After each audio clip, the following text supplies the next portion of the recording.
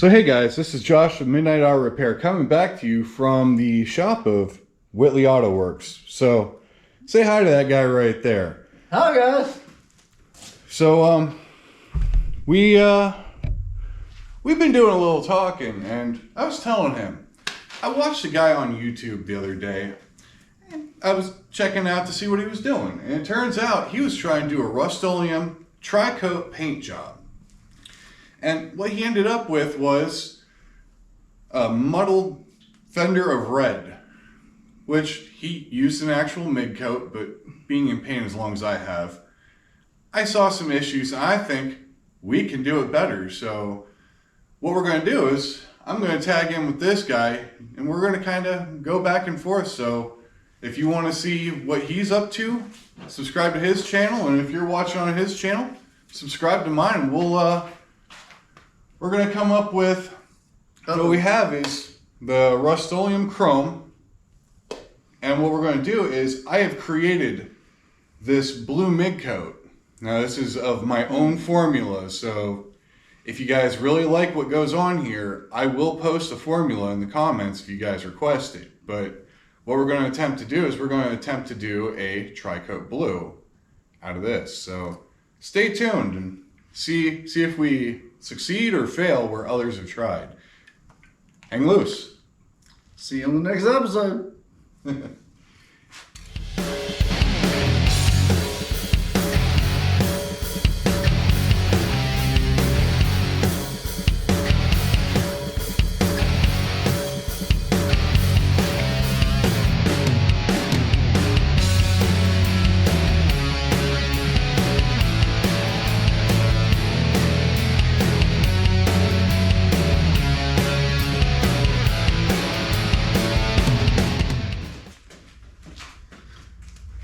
What is up, guys, and welcome back to another day here at Whitley Auto Works. Today I'm with Josh from Midnight. I'm doing it already. Dude, this is my thing. It's my thing.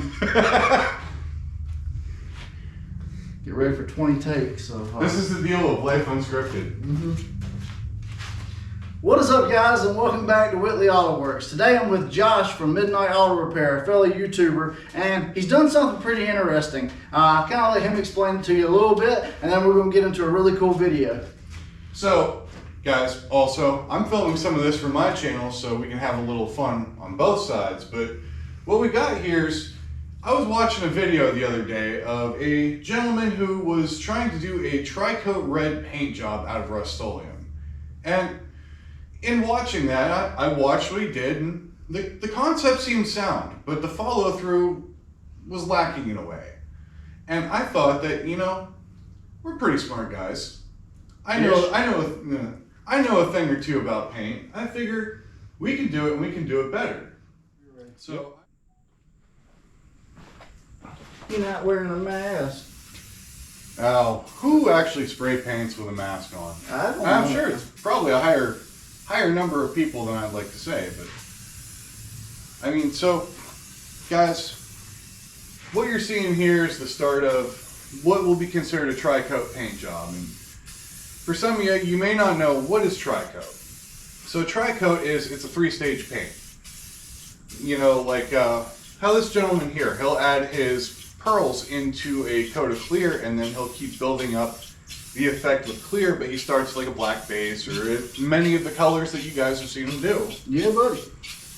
What happens is you start adding that pearl into the clear, and you start adding multiple coats, but they're at different depths. And you start getting kind of an off look after a certain while because you have pearl that's not laying evenly in one section.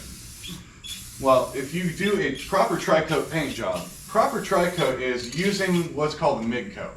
And normally it's a binder with some transparent color in it, or in some of your cases, you could use a binder with like your effect pearls. Yeah. And what it does is it allows you to have your base color and then concentrate on getting your second layer even. So you don't have pearl kind of all over as it comes out of the gun. What you can do is you can actually focus on getting an even coating of pearl the whole way through the fender, and then come back through, get a little further back, and even everything out. And you'll notice when you look at it, your effect will actually be even instead of kind of blotchy or, at different depths. And then your clear is just a lens. It allows that to be magnified. And in the end, in a perfect world, where, we all live, gotta love YouTube, by the way, it will be a beautiful tri-coat paint job. And you'll end up with a lot of depth in something that normally wouldn't have that appearance if you just tried to do a base clear. Because sometimes a base clear, you can only get so much effect out of it before it loses that depth. Now there are certain colors like Ford Ruby Red, code RR.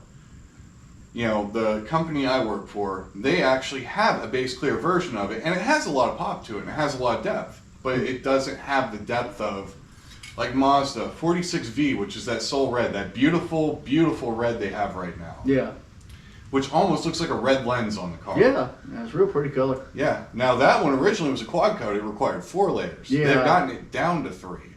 And when they got it down to 3, essentially instead of using like a binder style, you actually use a tinted red midcoat. So it's tinted clear red, and then you put clear over top of that, and you just keep adding this lens to it, and it creates this depth. And that's what we're going for here. So if you guys have any questions, comment in the comment section either on his or mine, and we'll both kind of be floating back and forth trying to help each other out on this. But I'm always happy to answer questions, and so is he. Yeah, anything you got, we'll tackle it best we know how. Time for another coat. Isn't exactly the thickest tip either. Well, we always could break out the turbo can tip. I mean, oh, God. Just 30 seconds of a can and 1 coat. Don't tempt me with a good time. I'd like to see at some point, maybe we pick up some of them aftermarket tips you find on that Jungle website or on the eBay there, and see what chaos we can create with that. That would be fun. If you guys are still listening, you haven't gone and gotten a cold adult beverage yet, let us know if you want us to try that one too. Dude, no, we can't do the turbo can tip, man. Come on. All right, so everybody keeps talking about this daggone turbo can tip, right? Oh. So I'm putting the turbo can tip. Oh, ew. Nope. You know what? Nope, that ain't working. Sometimes things just, they're not meant to be. It just ain't meant to be. I got the Rustoleum on me. Ugh. I figure you just lived with that. I figure you had a pine tree air freshener and it just smelled like Rustoleum. Might as well. Yeah, I think you nailed it with that one. I think it has to be super transparent to work with the chrome or the metallics on this, just because even the red that I showed you there, that red looks solid, but this actually looks like super transparent. Right, like that's actually like a blue candy. Mm-hmm. And now the nice thing about it is it's really simple. So right. But John, you take the lead on this. This is where people live on you. Everybody wants to see that mix. I'm trying to get you. You want to stand back there too? Just yeah. Like just kind of That's right. Everybody wants that mix. So. All right, guys. So I got Josh with me, and we are ready to try this creative midcoat he's done. Now, if you know anything about candy and midcoat, it's supposed to be transparent, and I don't know if you can actually see that on the can lid, but you nailed it with this one, man. It looks really transparent. It looks very much like a candy. And that's what we're going for here too. And the nice thing about it is it's not just a transparent blue. There is just a slight hint of blue pearl to it as well. So you're going to get just a slight bit of effect, but it's still going to, at least in theory, let that silver that's below it pop through as well. So you should get one heck of an optic out of it. And that's kind of what we're going for here. So what do you think? 2 to 1? 2 to 1. All right. Just like an automotive base coat. So that's what we're going to do, guys. Let's put a little bit in here. What do you think, ounces wise, should we go for? Yeah. About 4 ounces? Yeah, let's go 4 ounces. So that'll make 6 sprayable. 4 ounces. So 2 to 1. That's 2 ounces of reducer. This is automotive reducer. This is the 44121 full base reducer from Nason. I know we haven't covered a whole lot of automotive, but so since we did 4 ounces, let's go up to 6 ounces total. That'll be 2 to 1. And as always, guys, I'm gonna bring you guys in close so you can see the mix. Now you guys, watch how he does it.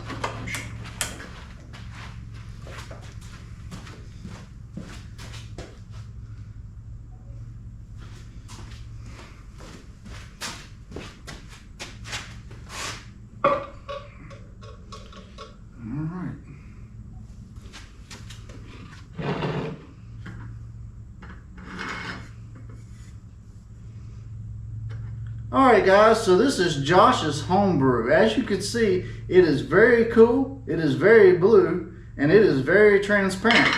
So here it is in the mix. And it's not a whole lot to see. Josh, you did add some metallic to it. No, a little bit of blue pearl, just enough to give it some pop. And if you know anything about automotive paint, or if you know anything about really any mixture when it comes to mixing paint, each chemical has its own code, and there'll be like one's for blue pearl, one's for the binding agent, and this is the formula right here. If you want to replicate it, take it to your local auto parts stores, you can copy that, and I'll also put it down in the description. Now this is the Nason XL system, so you will have to find an Axalta retailer if you want to match this exactly. Now, if you're a good paint guy can usually replicate something like this, but for now, let's just see what it does. All right, guys, let's load up the V4 gun and let's get to spraying.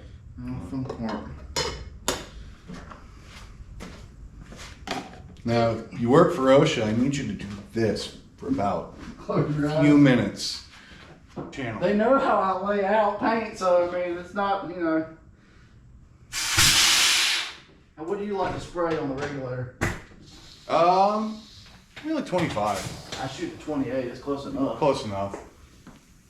Do you want a mask or? Yeah. Okay. All right. Like I said, OSHA just Good enough. this is mask, right?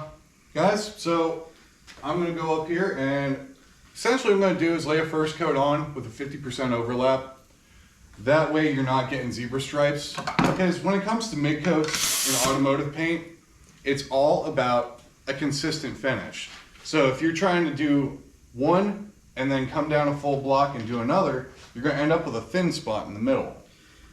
So. All right, guys, so we're doing 2 different videos here at the same time, and we're both new to, You're just watching the magic happen. Man, I'm here for the fun.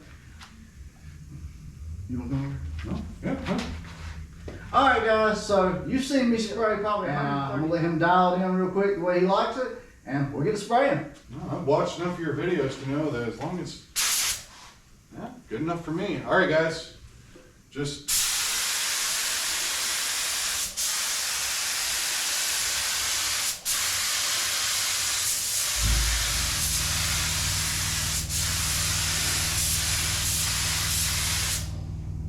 Coat 1, and guess what? You can still see the silver through it. That's actually kind of what you want, is, you see it's not muting the silver. Now, Yeah. give it a minute here just to flash off a little bit. And we'll keep going and see how we like it. Right, because the idea is to actually go until we're kind of at that rich blue that I've created there. Yep. So, second coat, I'm just going to come up and start again.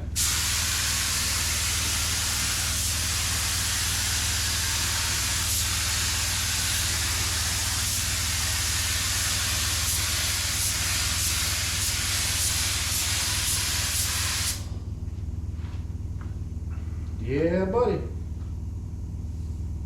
Now, am I perfect at this? Probably not, but good enough for government work. So the nice thing is you can still see all the silver underneath it. I got a little heavy in the center there, but fine.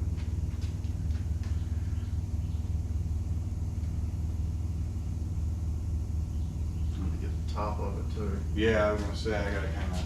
Yeah, it's just funky. You're doing a fender on the wall, so. Yeah. Guys, just close your eyes.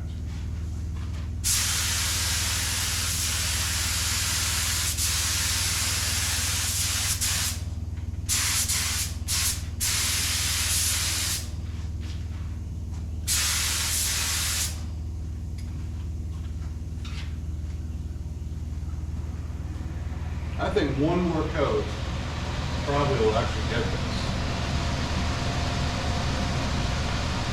Just gotta get even. That's the nice thing about using a midcoat or an automotive midcoat is that you can work on your consistency. Instead of, like, say I mixed this into the clear or something and it started laying down like that, I would have to add another layer in to cover over it. Whereas here we can just go with just go until we got even coverage. I guess that's the easiest way I can say it.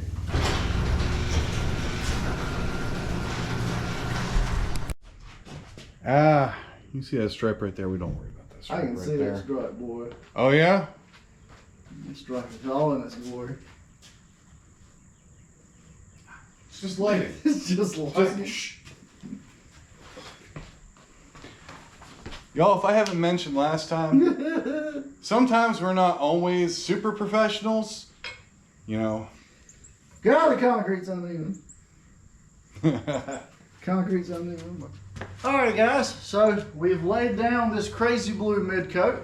Josh is still here. I am. He said, I gotta see this thing through. I gotta see it finished. We're gonna be using the Speedo coat clear today. Y'all know the drill, 4-to-1 mix. 4 parts clear, 1 part medium tint activator. I'd say it's 75, but a lot of you guys have called me out on that. It's not always 75. That's just the ideal condition to spray in. But anyways, I'm gonna do 4 ounces of clear. I'm gonna do 1 ounce of activator, and we're gonna have 5 ounces total to try to do 2 really good solid coats on this. And then hopefully we can take it out in the sunlight and see what we ended up with. I think it's looking pretty so far, so let's Yeah, I think it's turned out pretty cool. It's definitely a, you know, it's a learning curve, guys. This is an experiment. That's a test founder, and yeah, it's a pretty blue though. Definitely has that candy look. So I'm gonna mix this up real quick. We're gonna load it the Vivo gun, and we're gonna get to spraying. do your thing, man. Guys, I gotta silently show you this one.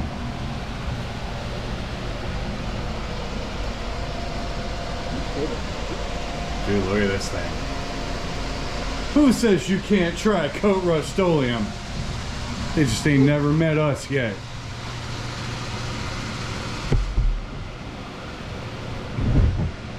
See how this works? Got an expert doing this stuff now. Leave me alone on this one. I only get to spray about every now and then, so forgive me.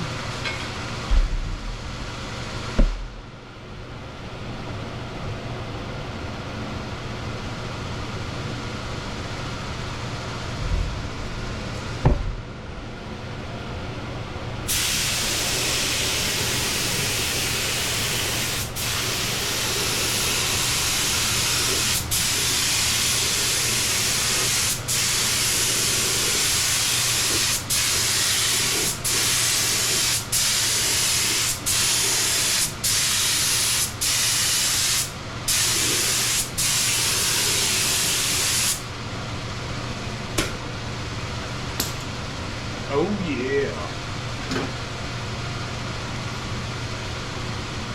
It's wet now. Yes, it is. That's what she said.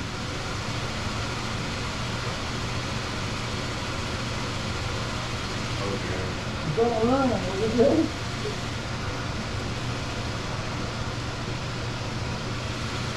Oh, I'm good with that. That's cool. Guys, you guys need to check out how this finishes up over on John's channel. So check out Whitley Auto Works, because I'm gonna let him have the reveal on this. I just wanted to bring you guys some behind the scenes and let you guys see that I play in this kind of stuff too. So guys, this is Josh Midnight Auto Repair saying have a great day. Check out John. He's good people. I know how you're. I'm not familiar with how the GoPro was framed, and then your little screen cut off too. Well, so. yeah, because all that does is give me an idea of what's framed in my shot. Hey. And then when it goes out, I know, like I've tried to see if that thing will stay on. It doesn't, but it stays on long enough for me to. I think there's a setting in there that you can switch it to where. I was looking. I also don't have that thing hooked to any Bluetooth, and I haven't updated it in Jesus fuck how long. So I barely got through the setup on the one I was doing. I'll tell you what, I like the 10 though. I mean, it's not bad as far as Okay, we should fuck around and have some B-roll at some point. But we can lead people in on yours now. Yep.